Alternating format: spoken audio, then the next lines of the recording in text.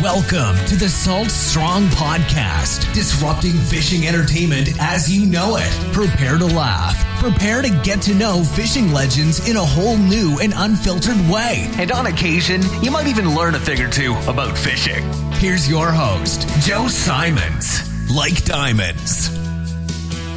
Hello, Salt Strong Nation. Joe Simons, like diamonds, back again. Got a really cool guest. I've been following Katie on Instagram in particular for quite some time, was almost kind of living vicariously through what she was doing on some sport fishing boats and just having a blast. Then started getting to some pretty cool teaching stuff that we'll talk about in a little bit. And the more I kept kind of following what she was doing, I was like, wow, this girl's like rocking it. And a lot of it is learning just from trial and error and getting thrown to the wolves, if you will. And a lot of you who follow this podcast is a lot of inshore fishing. And we get questions all the time about offshore fishing. And I just got back from a trip from Costa Rica, and I hadn't gone offshore fishing in a while, shame on me. And I realized just how much fun that was. And of course, when you're in other countries, you don't have to go out as far as you do here in Florida or in Texas to be in some like pretty sick waters with some, like, we were catching yellowfin tuna and sailfish, and the shore is like right there. And I was like, this is so cool. So I really, really loved it. So Katie C. Sawyer, and I said something offline about your middle name / maiden name. And if you guys look her up on Instagram, which you should, and follow her, you will see she has it listed out there. And I was like, I'm not even going to attempt to pronounce this maiden name. So where are you from? What's your backstory? Well, Joe, thank you so much for having me on. I really like your intro. Super cool. And it's a pleasure to be here. My backstory is a little less traditional in the sport fishing space. You have a lot of people, even in the outdoor industry as a whole, you got a lot of people that are passionate about the outdoors because of the relationships and memories they built growing up in the outdoors. Now, I am originally from France. My dad is Belgian. He was head of telecommunications for the Council of Europe for over 20 years. Wow. He's a Belgian diplomat, retired and became a chemistry professor because he has a PhD in biochemistry as well. And that is the style of family I grew up in. I have 3 older brothers. They're all very successful in their own right and highly educated. And I didn't grow up around fishing or hunting. And it wasn't until we moved to Port Aransas, Texas in my teen years that I really got to be exposed to the saltwater and the happiness that comes from being on it. And throughout that journey of, adolescence and young adult life, I just kept getting drawn back to the ocean until I quit my job, ran away, and started working on a boat in Costa Rica for practically no pay, making sandwiches and cleaning the toilets. Essentially. So if I heard you right, you went like kind of from not growing up in a fishing family to going straight saltwater. Like you didn't even learn to catch bluegill and bass and stuff in Texas first. Like, oh man, I mean, when I was a kid, when we first moved here, my best friend in middle school, her dad owned a inshore charter operation that we have really cool inshore fishery. We have really cool inshore fishing here in South Texas. The flounder, redfish, trout, black drum. It's just incredible here. But this charter operation was like a party boat, and it was it was like a converted ferry boat turned party boat inshore charter fishing. And we just, I absolutely fell in love with it. Barefoot summers on the dock. We would go out as much as we possibly could on that boat, cut up the squid, get our hands dirty, take birds' nests out of reels. I got really good at taking birds' nests out of reels at age 12. And it kind of all she wrote, in the summers growing up. I started washing boats for money. And then I was a parasail guide and a jet ski guide in university. Just that whole dock scene, that coastal scene. But in terms of learning how to fish, no one ever really taught me. My boyfriend in high school is now my husband. He kind of a similar background, definitely outdoors family, but no one really taught him how to fish either. Him and his dad, they would go out on a bait boat, but they didn't know anything. You know what I mean? It was like, your recreational angler, weekend warrior style thing. And, but he became obsessed with it. He started working on party boats in high school, going offshore, eventually got his captain's license and went on that route. We weren't together that whole time, but, we both just got drawn back, and I learned a lot. I learned all of what I know for the most part being on the boat alongside him. Did I learn from him? No, I did not. I don't know about you guys, but most relationships that I've been around, it's really hard for the spouses to learn from each other. However, being in that situation with each other can create really lasting memories and big, big learning moments. So one of the little comments on your Instagram page was over 3,000 billfish released. And like, you haven't been doing it this long. Like, tell me this, how did, like, from going from never really spending any time is even like a deckhand. I mean, it sounds like you were like the cabin boy of the boat. Oh yeah. Sandwiches. And I was the cabin boy. That is the perfect title, because Stu, I was talking to someone yesterday just about it. I was giving my professional background. I was like, look, I was a stewardess, but I can't claim that title because you should see how bad fold towels. Like, it's embarrassing. Like, they never line up right. And stewardess, they can fold their stuff. They keep a really tight ship. I keep a tight ship, but just in a different way. So cabin boy, I think, is a great title.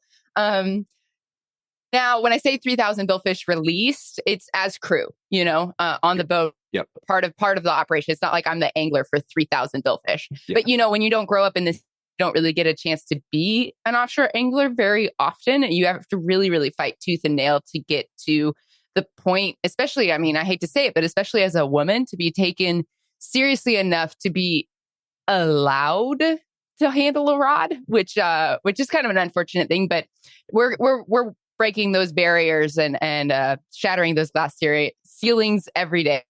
However, how I got to that point, I mean, when I quit my job, I was pursuing a master's degree in environmental science, working full-time for an oil and gas company in South Texas. I was super unhappy. I did that for a couple years before I quit my job and sold everything and ran away to Costa Rica. Now, when I got on that boat, we had 2 full-time mates. My husband, Drake, was running the boat at the time. Again, we were boyfriend, girlfriend. And I was cooking and cleaning, and we were fishing 100+ day seasons out of Costa Rica. We did that for 4 full years, really, really big seasons. And a lot of what I know, I learned just from watching in those situations. I mean, it was a couple years before I really got to step up and handle a rod. And then that kind of was all she wrote from there. We went from Costa Rica to Baja in 2018. We did the Mag Bay bite up there in 2018, which was a really, really good year. Our boss, the boat owner at the time, he just wanted to be on the water. He just wanted to be fishing. He would come by himself, and we would just go fishing for as long as we possibly could. In Costa Rica at the Seamounts, he would do 6 nights at a time. So 5 full days of fishing. He would get in the afternoon. We'd idle out all night, wake up on the fishing grounds, do that until the end of the 5th day, and then idle back in, wake up at the dock on the following morning. Wow. And he did that a lot. He would send his friends and family down, but he would come by himself. And then so we were so busy. And I mean, that was just, looking back, like, what an incredible opportunity to have gotten to be a part of an operation like that. I mean, insane. And I mean, in the summertime, so our FAD season, our Seamount season was end of May, June, July, August. Heavy June, July, August. I mean, we were staying at the dock like a total of like 4 to 5 nights a month, and the rest we were offshore. Wow. And he would come down. At one time, he came down. This was such a cool trip, precious memory. But one time he came down and did 6 nights. We came in, refueled, reprovisioned, and went back out the same day and did another 6 nights. So it was a 10-day trip, and caught 102 blue marlin. It was just like absolutely insane. Yeah. So cool. Right. So cool. It and it was like that. We were like 99 for like a really uncomfortable amount of time on the last day, because it was kind of like, he was a goal getter, right? Yeah. So he was like, I set this goal of 100 blue marlin in 10 days of fishing in Costa Rica. I want to get it. And we were like, oh, shoot, if we fail, we fail. Like you got to keep the boss happy. You got to keep the boss happy in these operations. That's the most important thing. I guess safety first and then happiness. Yeah. But those kind of go hand in hand. What kind of boat was it, like size and brand? What was it? So 57-foot Caps Custom. Cool. We ran and operated that boat in a lot of different fisheries. We did Costa Rica, Baja, and then we took it over to the Eastern Atlantic. We lived in the Canary Islands for 3 years, did Madeira, and we were supposed to take her to Cape Verde for another 3 years before the owner, he was having some shoulder issues and he decided to pull the plug, and we took her back to Texas and put her up for sale. But she had been abroad for an entire decade. And 57 Caps Custom, built by Nelva Caps out of Virginia Beach. It's the biggest hull he's ever built. Really light boat, doesn't hold a lot of fuel. So we had some obstacles to get over for sure in crossings. We did all of our crossings ourselves except for the transatlantic because we couldn't. And then she didn't have any seakeepers, no sonar, nothing like that. So wow. Yeah, it was pretty bare bones operation, but really everything you could possibly want in a vessel in terms of just getting out there and catching fish. That's so cool. Did I listen to, I guess, one of your podcasts and we were talking about the pursuit of a grander? Did that ever happen on that boat or any of the, and that seems crazy to even think about 1,000 pound. I know, right? These fish are so big. And I feel like we throw the term grander around a little too like willy-nilly these days, but like, holy cow, no, we have yet to catch our grander. Wow. We pursued her. That's why we went over to the Eastern Atlantic. We went up to Madeira. Unfortunately, we got caught with the pandemic over there. And we only got to fish one season out of Madeira. And that's when we had decided, all right, like Cape Verde, like that was the year that the World Cup, there was a grander caught there and the winning fish in CV. And we were like, all right, let's go. But we didn't. We did catch our biggest fish, which was between 850. And she was huge. I mean, that is such a big fish. Healthy release, which was really cool. We had to drag her for a little while just to oxidize her gills, get all the color back, and really rejuvenate her. It's interesting with those big fish. I think a lot of people think that big fish are going to take a long time to catch. No, we never take over an hour to catch a blue marlin. And when they're that big, it seems, now I don't know, I'm not a scientist, and we don't know definitively, but it seems like they tire out really quickly.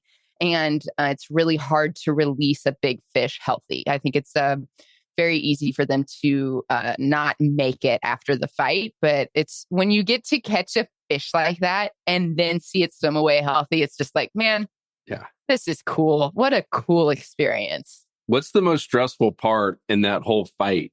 Like, meaning, is it the landing? Is there a certain, I'm sure the whole thing is stressful when you have a big fish on like that, but is there, because you're not gaffing that fish, I assume, if you're releasing it. So like what, how does all that work? It's out of my wheelhouse, so I'm asking maybe a dumb question.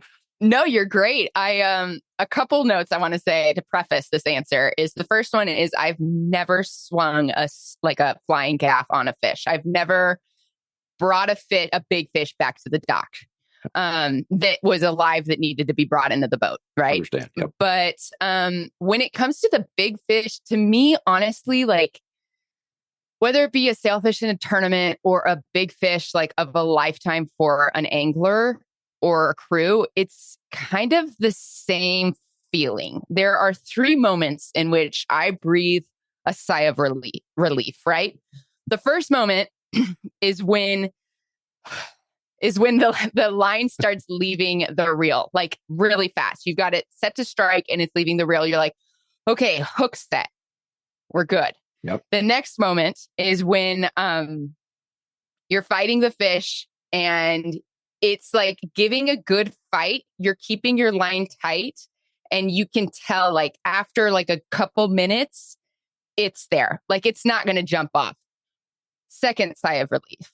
And the third one is when the mate touches the leader, or you leader tip the leader with your rod. And that is the third sigh of relief. The whole thing is like a ball of anxiety and adrenaline, and anything can go wrong at any point in time. Just because you hook the fish does not mean you're going to land the fish. In fact, a lot of the times you lose a fish after hooking it, so there's so much that can go on, but those are the feelings I get in the three sighs of relief. I love it.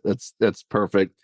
What have you seen? And because you mentioned it sounds like a little bit more on the conservation and catch and release, which I think is awesome. What have you seen out there that has changed? And I'm sure it's different from country to country. There's some countries that are a little bit more progressive and some that are slower.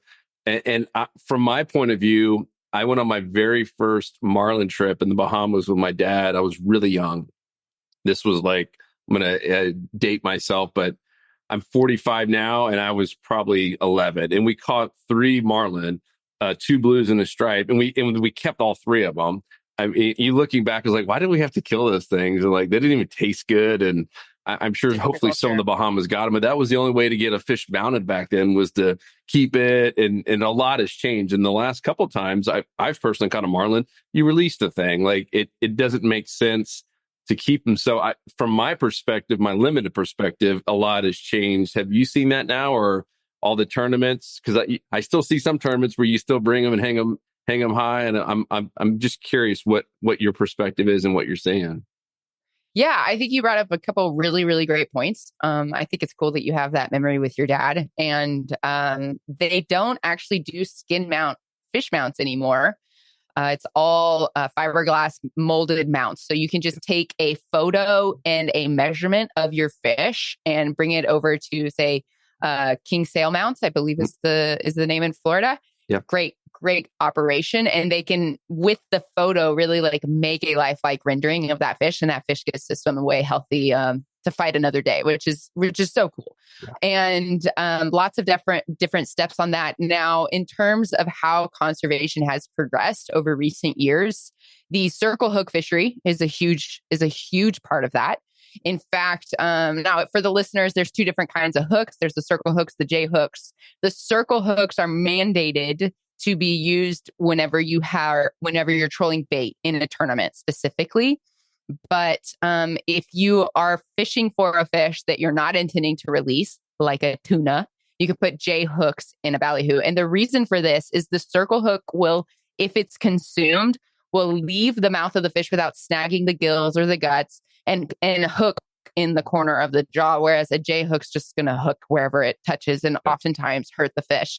Now, Central America, it's my understanding, but it's the tournaments in Central America that started pushing this mandate first, the circle hook mandate, which is really cool because, those areas in the Pacific specifically, the sail fishing is insane over there. And there's so many of them. And what's really been great, particularly with Costa Rica and a little bit Guatemala, is that the local governments have recognized that these fish are worth significantly more alive than dead because of all the tourism and the money that's brought into these communities. So that's really cool. The circle hook mandate's one of them. Another thing is when we were in Costa Rica, now Drake was there 7 years full time. I was there 4.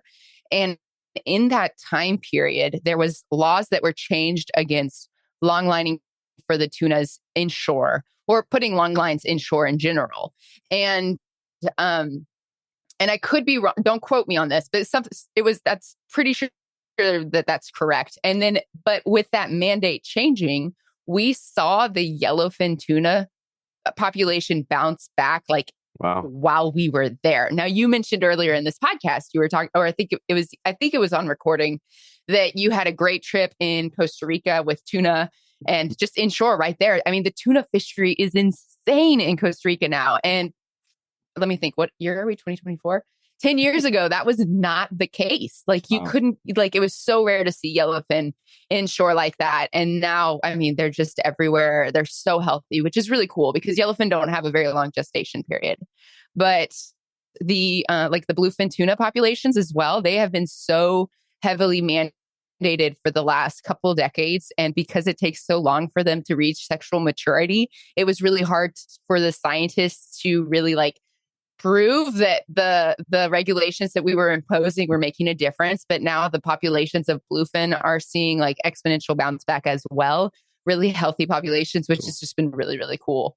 Does that answer your question? It does. Fantastic. What you mentioned the circle, like what about lures? I know when we were trolling, we had some ballyhoo out there, but there was also some just plugs. What's the deal with lures and with artificial bait, you can put J hooks because artificial bait's not designed to be consumed fully, right? So, especially offshore fishing lures specifically, like inshore world is a little over my head. You know, that's not my forte at all. I do love inshore fishing, but with the lures, you know, they're more designed to be crashed upon, right? So you get J hooks there. And in terms of change with lures and conservation and regulation, there really just hasn't been. The history of lure fishing is so ingrained in the marlin fishery, especially the blue marlin fishery. It's really a fascinating culture, a really fascinating story, especially if you look over in Kona. You know, they have some just incredible lure makers. It's bred into their community. And it's like the way I see lures is like, let's play dress up. Here's my pretty toy. I want to make it as pretty as possible so that all the fish love it. You know, like they're going to be so jealous. So at least all the anglers have to love it first to even buy it. Those suckers are expensive. Sure. Like I've seen the price on some of those marlin lures. You're like, holy smokes. Oh yeah, no. And you know, when you find one that works, you just really love that thing. And then the day that you lose it, because it's probably going to happen, and you just cry yourself to sleep for a couple weeks, and it's just, you know, then you move on with your life. But it has something to do with the pricing, and it has a lot to do with the memories that are made from it. For sure. We're not, you know, Drake and I, we're not big lure fishermen. We fish teasers a lot when we're blue marlin fishing. I really love bait and switch, which is when you have a lure without a hook in it, you attract the marlin with that lure. You keep it away by teasing it, and then you pitch a hooked either bonita when we were in Costa Rica or a mackerel when we were in Madeira, whatever you've got going on there. And what you'll get in those situations is because, you know, blue marlin are like really generally, for the most part, aggressive feeders. And if you tease them, they're just going to get that much more aggressive. And if you once you present the bait, they just get a really aggressive bite. It's a lot of fun. The whole crew's involved in that fish. You know, it's not just the angler or the captain, it's everybody. And we do a lot of bait and switch fishing and only a little bit of lure fishing. And that's how they're doing it on the fly too. For those people that are going after those billfish on the fly, right? They're just teasing them up close enough where they can make that cast. Have you done that? That seems crazy. Oh my gosh, I love fly fishing for billfish. So I've never been the angler on the fly rod. We've already been over how, you know, the journey of being an angler, but in the sport fishing industry, it's so dependent. You know, different strokes, different folks. But my job the reason why I know so much about sport fishing and bill fishing is because I worked from the lowest possible point on the totem pole all the way up to where I am today. And it's just been, and no dogging on anyone else by any means. There's what's so interesting with the sport fishing world is that you have so many socioeconomic differences in the people involved and the different teams and the different crews involved. And it really helps build an interesting dynamic. But to answer your question about fly fishing, I absolutely love it when we go fly fishing, because the concept is, and to answer your question, is that we would generally cast out a bait without a hook in it, tease a fish up that way, and then have the fly deployed. Now you can use a teaser, but a bait is going to be a little bit more enticing, but you're teasing the fish with it. So it's considered a teaser because there's no hook. But what's really super cool about fly fishing is for it to count, the boat has to be in neutral when the fish eats the fly and sets the hook. So as a result, there is no wash behind the boat. and you get to see that fish. I mean, it's right behind. Yeah. Like we tease the fish up. What we'll do is we'll troll with one. Generally, I mean, if you're the old reliable, you can have both riggers down if you want, because those people, man, they are incredible. But really good fishermen. But we have one outrigger up. The one that's down is our teasing side, and the one with the outrigger up is where the fly is going to get cast from. Yeah. And so we'll pull one or two ballyhoo, maybe even a squid chain, depending on what we're fishing for, without hooks. And then if a fish shows up, we'll tease them all the way up, whether it's from the long, which is so fun, right? So if it's all the way in the long, you have to get that fish real close. And if it's the bridge teaser, same thing. So we'll tease them all the way up. Then Drake, the captain, he'll say cast, the fly rod cast. At that point, the person that's teasing the fish, which is generally me, gets the teaser out of the water. The fly sits there, and if you do it just right, you've got your bait that comes in, the fly lands right where the bait was, and the fish just eats it. And the fish, when they eat, they're so lit up. Like, they're so cool. These animals are incredible.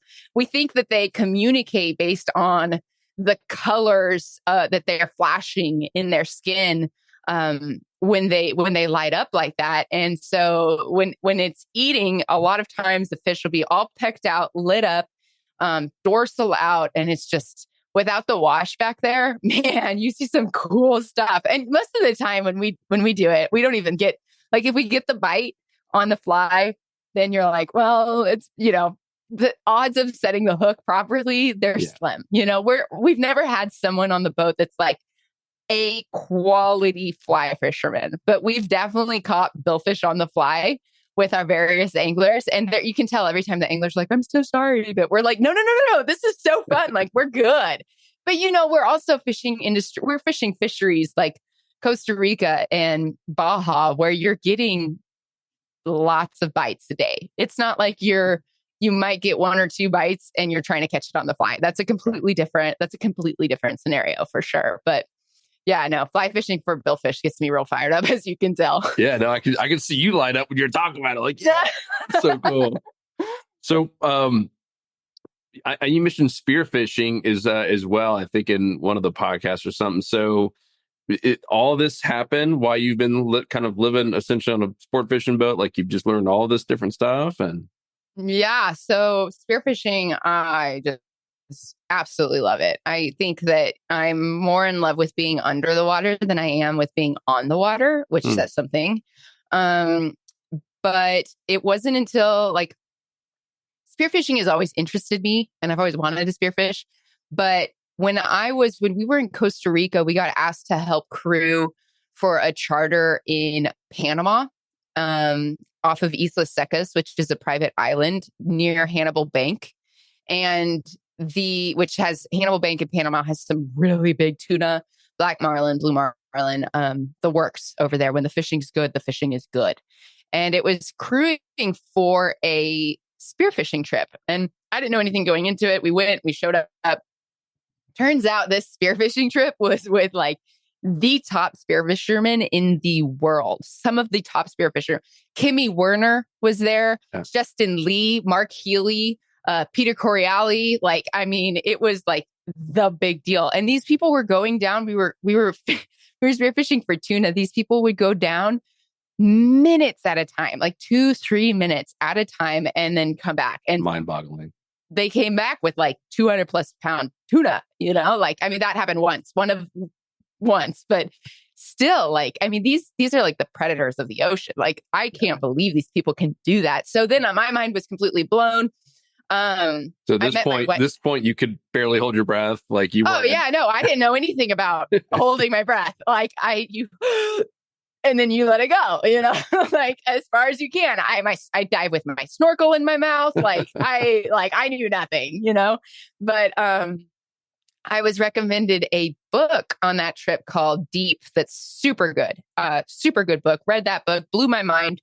That was right before we took the boat up to Baja in 2018. When we got to Baja, I wouldn't stop talking about it. I could not stop thinking about this trip and what I was learning on the internet and in my readings and all that. And I told Drake, I hunted down an apnea an ADA certification course, which is like apnea training. And which apnea is diving on your own breath. And we took the course. We got ADA 1 certified, which is free diving, and learned a lot. And I do not dive with my snorkel in my mouth anymore. And so we just lit up the passion for spearfishing for sure. I've always had that passion, but it actually just opened the door to spearfishing. Yeah. And we've had some really incredible journeys along the way on our days off, going spearfishing, whether it be in Baja or the Canary Islands. And we actually did our honeymoon. We got married in 2019 in the Canaries and did our honeymoon in Tanzania, Zanzibar, in the Indian Ocean, hunting dogtooth tuna. Yeah, it was. That's what we do. That's what we love to do, is that bow hunting and then marlin fishing. And so do you like hunting or fishing better if you could only pick one? If I could only pick one, I will always go back to the ocean. Okay. 100%. I will always go back to the ocean. But in terms of like the experience itself and which one I prefer, that's a lot harder of an answer. I think they're very similar. It's a very solo journey. The, spearfishing and hunting, it is extremely helpful to be part of a team. It's, especially with spearfishing, safety is key. You want to have a dive buddy at all times. But, hunting too, you want a buddy there. However, the journey itself, the hunt itself, even if you're a part of a team, is a very solo journey. And I think that that's something that I really love about it, is the fact that I have no choice but to connect to myself and really rely on this like ancestral huntress part of me. And I think very little when I'm hunting. When I'm spearfishing specifically, like, you learn in your course to like stop thinking, because when you're thinking, you're using up oxygen. Your brain is using oxygen, and then you can't hold your breath as long. So even like professional freedivers, they'll just dive with their eyes closed just to like reduce the cognizance as much as possible. Wow. Now I don't do that. Spearfishing, you want to be as kind of want to see things. Everything that's going on around you and see things. Yeah, exactly, Joe. But it's very interesting. I do have a specific memory when I first got certified. We were spearfishing Gordo in Baja, and I saw we were chumming, so little like blocks of squid. And I overheard someone say something about how like if you see this, like when the tuna come up and feed, they'll just like get the squid in one bite, right? And then but like if it's bait fish, because a lot of times all you can see, it's so blue down there. It's so dark. Like imagine floating on the surface of the ocean and all you see is blue. And all you see is like the rays shining down from the surface, and they cut out and it's just blue down there. Right. So that's what you're picturing. And if you have a squid that's sinking, right, chumming, and you see that squid start wiggling, you're like, okay, there's bait fish down there. Like you can't see the bait fish, but they're down there. But then we were like, on the surface, and I'm watching, they're chumming, and all of a sudden I just see it reminded me of Dumbledore in Harry Potter, the Deluminator, right? Where like he like puts a button and the lights go out. Yeah, the light just went out, 0, and went out again, 0. There's no white square anymore. And I breathed up, dove down, 54 foot. I don't even know. I think it was 4 or 5 yellowfin tuna, big ones. And I'm just like, okay, like I'm telling this story because I don't really, there's very specific things I know and very specific things I don't know. And I find it very fascinating because my brain obviously had gone into gear of utilizing itself as little as possible. Yeah. And I lined up, I'm seeing these fish, they're so fast. Like tuna are so fast. And what they'll do is they'll speed up, they'll eat. And when they eat, there's like that split second where we're stopping. And so I'm like, okay, so I line my gun, which is like 6 foot long, like it's a big old gun, right? Blue water spearfishing gun. Rife Islander, shout out. And I would line it up to like point at a squid and this big tuna at periphery, right? Like you're really just trying to just focus on periphery. Don't focus on anything specific. And this big tuna comes up, it stops right there in that squid. I pull the trigger, the gun malfunctions. That was not a Rife problem, by the way. I'm not going to get into it, but the gun malfunctions, it doesn't shoot. And I'm like, that's it. Like I'm going up to the surface. Like that's it. Wow. Out of breath, went up to the surface and everyone's like, what happened? What happened? And I was like, I just had the best, like the coolest bleeping experience of my bleeping life. Like that was insane. And they're like, what happened? And finally I told them and they're all upset. And I'm like, I'm not even upset. Like the fact that I didn't shoot that fish does not upset me. Could I have shot that fish? Would I have shot that fish? Yes, there's no doubt in my mind. I probably would have stoned it. It was dead on, right behind the eye, right where that like gill plate meets the lateral line of the fish, where the brain is, and boom, like no problem. Now, it would have been crazy to have that buoy lining, because the thing is, when you're spearfishing for these big fish, and I'm just kind of going on a tangent, Joe, like stop me whenever you want. I love it. When you're spearfishing for these big fish, the spear's not attached to your gun. That's suicide, right? You're not going to fight a 200-pound tuna under the water, 100-pound tuna, 60-pound tuna. You're not going to fight it under the water. It's not possible. That is a really like, no. So the shaft of your spear is attached to a float line that is stretchy, and the float line's attached to a big buoy. I wanted to say 2 atmosphere. I'm not sure. I don't know. I'm just kind of talking. Yeah. But anyway, so big buoy, which is on the surface. And so when you shoot a fish, a pelagic fish, like correctly, you'll see that buoy running across the surface. And we're getting back to the size of relief, right? So the size of relief, 1, the buoy's running across the surface. Yeah. 2, the buoy goes down and you're like, oh, there's no sigh of relief. You're holding your breath. The buoy comes up and is still moving up and down. Sigh of relief. You know, the hook was set. It did not pull. The shaft did not pull from the fish. And then it's a process of hand lining. And the reason why I know that, I still have not shot my tuna, but I have I've shot a handful of wahoo, and cool. I mean it is so fun. I mean it is so fun. The hunt can be super tedious, just like deer hunting. It can be super tedious, but there's a lot of different things and aspects on deer hunting, whether you're hunting public lands or feeder fed areas. I don't have any judgment either way, but they are very, very different experiences for sure. Yeah. So, and some of the cool experiences sometimes they're just sitting in that tree stand and seeing what's out. Like I've had some awesome days where I didn't shoot anything, and I'm not a massive hunter, but I mean, just some kind of cool, special, almost moments with God when you're just kind of out there by yourself, and it's and I can't even imagine being face to face with a 200-pound tuna down 50 feet. Like that's epic. Like that is cool. I mean, I say 200 pounds. I have no idea how big they were.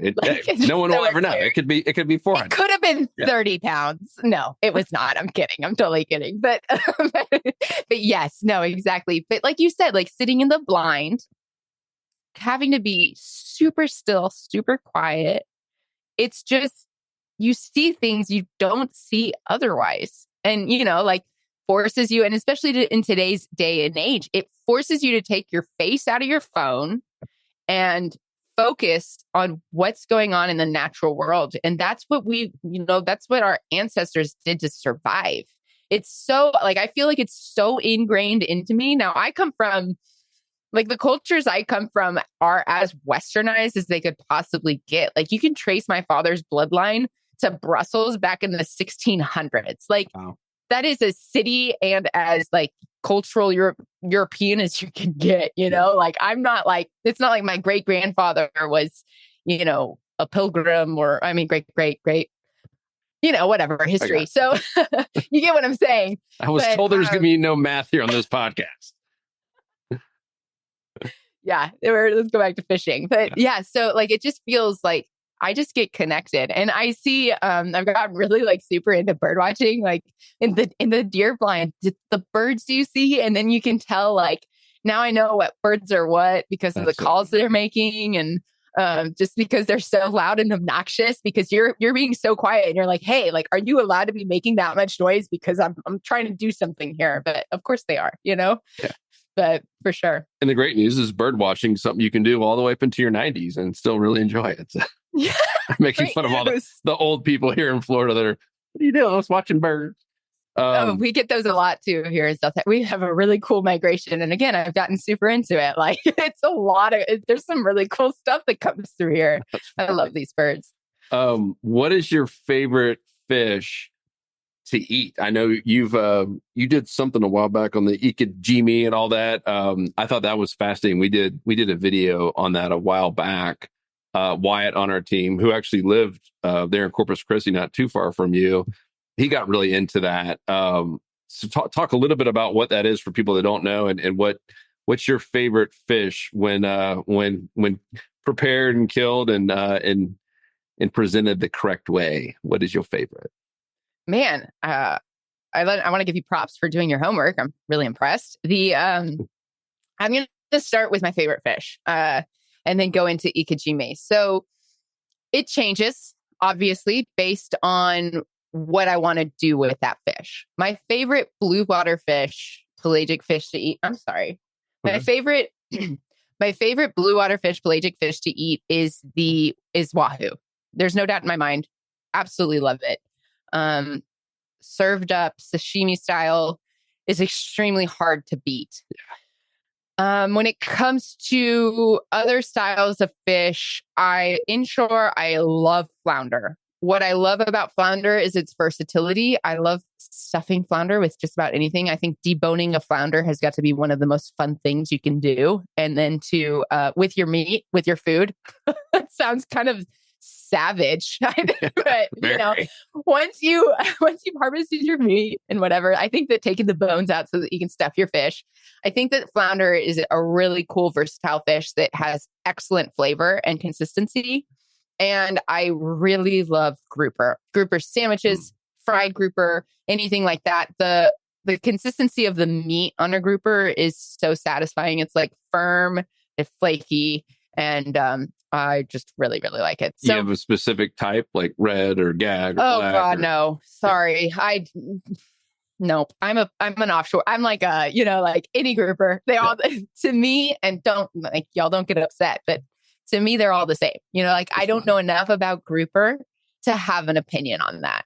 So I hope that one day I will be able to tell you that a strawberry grouper is my one, hands down. I don't even know. But no, when it comes to that's like me with red wine. I'm like, it's got alcohol. It tastes fine. I'll have it. Oh my God. Okay, to each his own, Joe. I'm a little bit more of a beer drinker. Obviously, I'm not into wine. That's what, I was like, sure, it's got alcohol and it sounds great. Yeah. I have a funny wine story. I'm just going to take a little segue before we get into ikejime. So when we were in Madeira, I don't know if y'all know, but Spain and Portugal have a really big wine industries, right, in the Med. But when we got to the Canary Islands, the wine was so cheap. It was so cheap, €6 for a nice bottle, like a good table bottle, right? We got to Madeira, which is Portugal, an autonomous island of Portugal. It's in the Atlantic, though, so it's even cheaper mainland. But we got to Madeira, and the wine was €2 to €3 a bottle. I am not kidding. Good wine. Wow. And we had the grocery store that was close to the marina was called the Pingo Doce, and it was good enough to get your last minute provisions, but it's not where you go to get your bulk stuff, right? So we're with the boss. It's probably day 4 of his 10-day trip. And I have to go to the Pingo Doce early in the morning to get my fruit for the day or whatever. And I check out that no one speaks English, right? Now I'm fluent in Spanish and French and English, but my Portuguese is not there. However, it is very close to French and Spanish. So generally you can kind of get by with it. And there are a lot of people in Madeira that speak Spanish, especially at the butcher stations, which I thought was interesting. Anyway, we're not going to get into the cultural part of that. But so anyway, I'm checking out. The lady doesn't speak English. I don't speak Portuguese. And she says to me something about €50 and something about gift. And I'm like, what's that now? Like, I don't know what, like 4-day fishing Katie, and it's super early and I'm in a fog. Right. And she says it again, kind of, you can tell she's kind of frustrated. And she points at her screen, like that shows the dollar amount, right? It says 52 euro or something. And I'm like, and she's like, gift. And I'm like, yes. I'll take it. She bends down behind the counter. Picks up a big old box, like boom, 12 bottles of wine, free for your $50 purchase or 50 euro purchase. What? Not even kidding. I was like, for me, like come back here every day. Every day. No, it was like a 1-day thing. Like they were just like, how like you get like stickers, like courtesy stickers for making payments. And if you get enough stickers, you can get a set of pans or whatever at a grocery store in a lot of places, like throughout Europe or whatever. Nope. It was just a day free, like case of wine. I like got back to the boat. The guys were like, what is this? And I'm like, stick it under the sink. Like the boss doesn't drink wine, but I know who does. And it's this girl right here. So that's awesome. Anyway, back to Ikejime. Yeah. Portugal was crazy. That was really cool. But, so ikejime is the Japanese method of harvesting fish that creates a biochemically superior meat product. It is the reason why the seafood market of Japan is the most successful in the world. It's not because they're catching the most fish. It's because they're selling the best quality fish.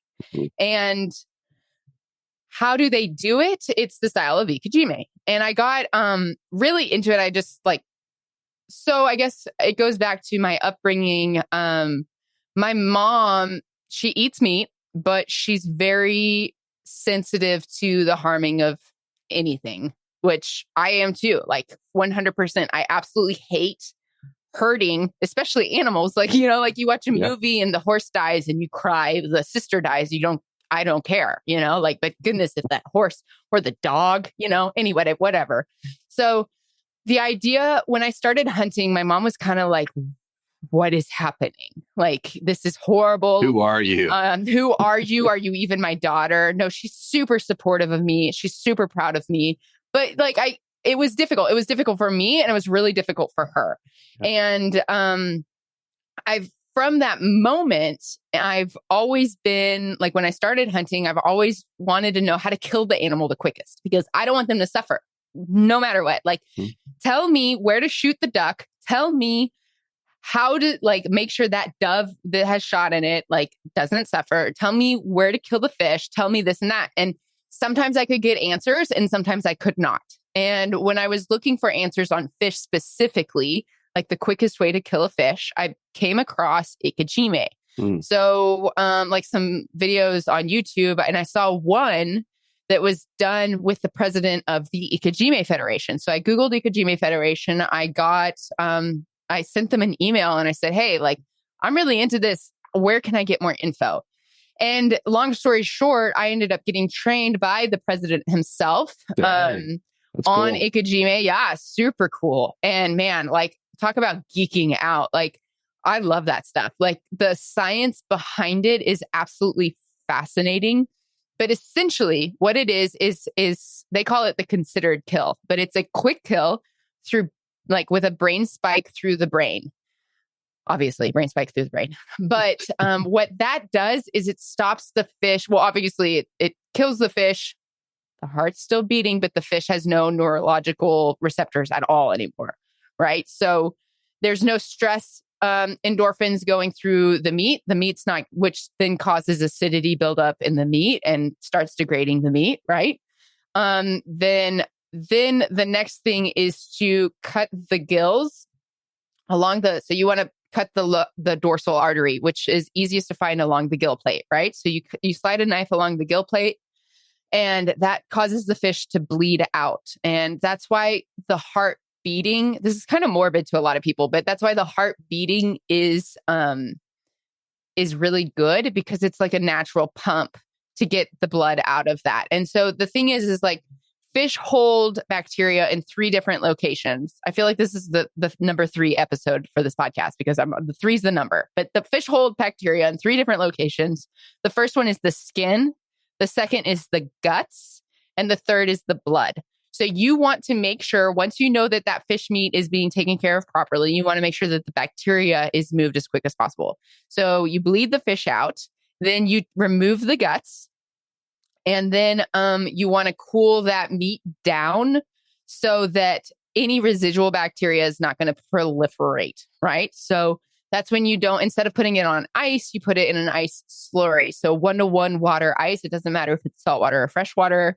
And if it's hot, then you want to put a little bit more ice because it'll melt. Like if you're doing this with the tuna, I put more ice than water because that tuna is going to be so hot because they're endothermic, right? So they've got a lot of warm blood depending on the species. So I'll put more ice than water because it's going to melt. But what this does, what the slurry does that ice alone does not do, is it fully encapsulates the fish. And so it really cools it down really quickly. Now, what you don't want to do ever, and it's amazing how many people don't know this, but especially with wahoo and tuna, what you don't want to do ever is let water touch the meat, period. It'll start breaking it down and it just deteriorates the quality of the meat extremely quickly. If you rinse your tuna fillet, you'll see it gets all grainy on the outside. If my tuna or wahoo meat touches water, I'll just slice off that bit, feed it to the dog, whatever, use it in crab traps, whatever we do, right? But plant it in the garden, spray fertilizer. So but like with the slurry, if you have your fish whole, like in its entirety, so it still has its skin on it, you've gutted it out. So the membrane in the belly is still intact. So if you put it in a slurry, the meat's not going to touch any part of the water, right? And then from there, once it cools down, that's when I'll either, depending on the species of fish, I'll either like scale it or skin it or whatever. But just keep in mind that fish do hold bacteria on their skin. So you want to keep it as clean as possible when you are cleaning your fish. I could keep going on that. No, I love this. That's fascinating. And I did not know that about even the water touching the meat at all. I learned something new every day. There you go. I mean, and like when you have blood on your fish, you're like, well, I don't want blood on the fish. Like there's bacteria on the fish. So what do I do, Katie? Do I rinse it or do I not rinse it? Do I leave the blood? So what I'll do if it's really bad, and if it's like a redfish and it's bad, right? I'll do a small rinse and then I'll pat it as dry as possible with paper towels. And again, like I try to be as ecologically minded as possible. I waste not, want not. But when it comes to harvesting meat, whether it be land or water game, I use the heck out of paper towels because they are my best friend. They are my best friend. And you want that meat to be dry. So when you store, say you have a happy tuna fillet, right? And you want to store it in the fridge. I'll always, once it's cleaned up exactly how I like it, the blood's gone, it's dry, it's cold. I'll wrap it in paper towels and then store it in the fridge. And the next day, those paper towels are going to need to be changed out because it's going to keep excreting liquid and you want that fillet to stay dry. Otherwise, it's going to have the same reaction as it would if it was sitting in water. Well, I'm cooking with you. That sounds like you have got this thing dialed in. And there is a massive difference because we did the little experiment and I don't even think we did it perfectly, but you could absolutely tell a difference. Any little bit. Like it's nuts. I'm actually working on releasing an ebook on ikejime for the recreational angler. I mean, cool. Like you can get your commercial license ikejime but that's like a super big process. And like you just said, I think it's super important to touch on any little, like, even if you don't do it right, quote unquote, any effort is going to make a difference in the fish. And we didn't even touch in on the shinke wire, which is the shinke jime, passing the wire through the vertebrae. But it's just that any part of that is going to create a difference. And in the world of recreational angling, we're not in a controlled environment. Anytime you're on the water, you're not in a controlled environment at all. And sometimes you have to sacrifice different parts of the process. But if you can do some or all of it, like it's going to make a big difference for your meat and your family. And it is like, what difference did you see? Because like, I mean, there's tell me what the differences you saw. I'm curious. Well, my brother Luke was the one who did it, and he actually did the wire and the whole kit and caboodle. And you could just tell it felt like it was the freshest meat we had ever had. And this was inshore. This was a redfish.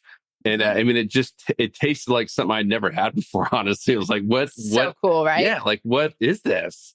So I did not do the whole process. It was my brother who got really into it after a while. It was because at first like, what is this? And then Yeah. once you taste it, you'll know the difference.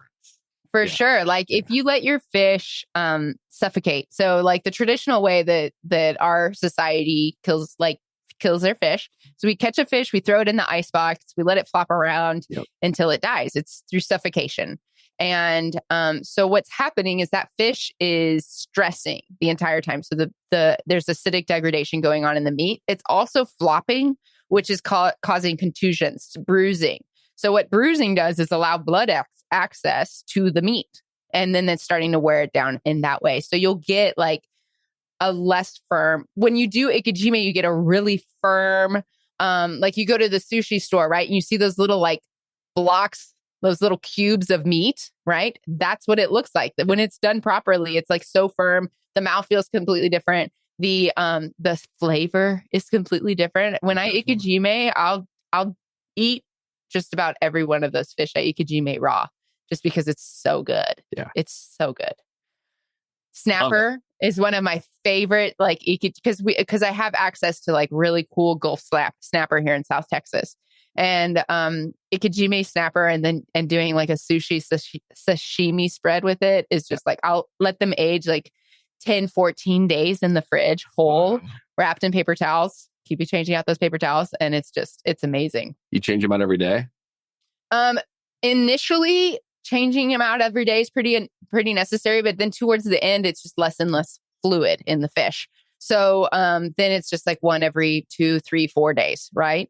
But the thing is, I do want to note is if you're going to age your fish, it's going to be better raw. If you age your fish and then try and cook it, it's going to get a little bit rubbery. So if you want to cook your fish, not necessary to age it, just a day or 2 or 3. But raw, like even before we did ikejime, got into ikejime, Drake and I would always say like 5 days for the yellowfin tuna is about right. Like that's where you're like, it's broken down in autolysis enough that you get that like really good umami flavor. And when you do ikejime, it just like blows it out of the water on how good it is. Yeah. Cool. Love it. Learned so much. We covered a ton. What's next for you? You're obviously not on a boat right now. Where next? I mean, I can't imagine you not traveling and doing something cool. I do have something cool in the works. I do have some very exciting new project that's about to launch on Billfish micro courses. It's going to be Billfish 101. It's Cool. in partnership with GZ Elite, which is a really great company, GZ Lures Tackle. Yep. And I break down in like 20 courses. I just break down the basics for bill fishing, from tying knots to what type of line you want to use when, and what reels are used for the best processes, how to rig baits, whatever you want to do, build a dredge. It's all in there. Cool. So that's coming out. Keep an eye on that. And then I have a really exciting fishing trip that's coming up to for the season, but I'm not ready to spill out those beans. So the micro courses, you gotta look for those. Cool. And what's the best place? You have a website too, but I've followed you on Instagram. You have YouTube channel as well. Where else? So I'm working on a handful of things, but Instagram is tried and true where you can find all of my content, just because I've been doing it for so long. It's where it's naturally integrated for me. Now, I have a mailing list where I release everything first, and you can get on that via my link in bio on Instagram, and that's where I recommend. Now, I'm working on developing a merch store. I've got my KCS sweatshirt on right now, if you're into it. And that's coming out soon, and you can find my micro courses and everything there as well. But YouTube, KDC Sawyer, Instagram, KDC Sawyer. It's KATIE, and that's definitely kdcsawyer.com's coming soon, and that's where you can find me. Cool. And you get a free $1 for if you can pronounce the middle name correctly on the first try. Good luck. Yeah. Amazing. Go. Well, Katie, this has been a blast. You've been so easy to talk to. I think we went a little bit over for what I told you, so I apologize for that. Fun. This could be a whole nother, each one of those little pieces could have been its own separate podcast. So thank you again. Hope to have you on the show. And if there's anything we can do to help you out, let us know. Everyone, please do go follow Katie and subscribe to everything that she's doing. And looking forward to seeing where you go next. Thanks so much for having me on board, Joe. It's been a total pleasure. Yeah, it was fun. Whoop, whoop. Thanks, guys. 'Cause fishing, it's in my soul.